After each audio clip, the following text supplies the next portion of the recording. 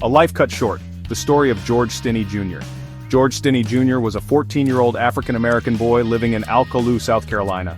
Born in 1929, he lived a simple life with his family in a segregated mill town in the Deep South.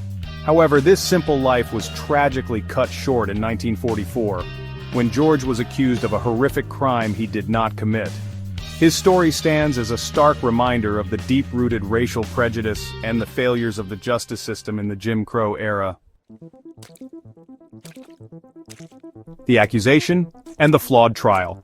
George was accused of murdering two young white girls, Betty June Binnicker, 11, and Mary Emma Thames, 7. The girls' bodies were found in a ditch near the train tracks that ran through Alcolu. George, who lived near the tracks, was questioned by police without his parents present. During the interrogation, he allegedly confessed to the crime, although there is no written record of this confession. The trial was swift and deeply flawed. The all-white jury took only 10 minutes to find George guilty, based largely on the alleged confession and without any physical evidence linking him to the crime. No transcript of the trial exists today. The stain of racism, injustice in the Jim Crow South. George's case occurred during the Jim Crow era, a period of intense racial segregation and discrimination in the southern United States. African Americans were treated as second-class citizens, denied basic rights, and subjected to violence and intimidation.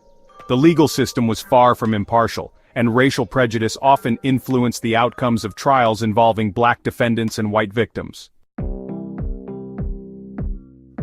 On June 16, 1944, George Stinney Jr. was executed in the electric chair at the South Carolina State Penitentiary in Columbia. He was just 5 feet 1 inch tall and weighed only 95 pounds, so small that officials struggled to strap him into the electric chair. He was buried in an unmarked grave in Sumter, South Carolina. George Stinney Jr. became the youngest person executed in the United States in the 20th century. His case is a chilling reminder of the systemic racism that plagued the American South.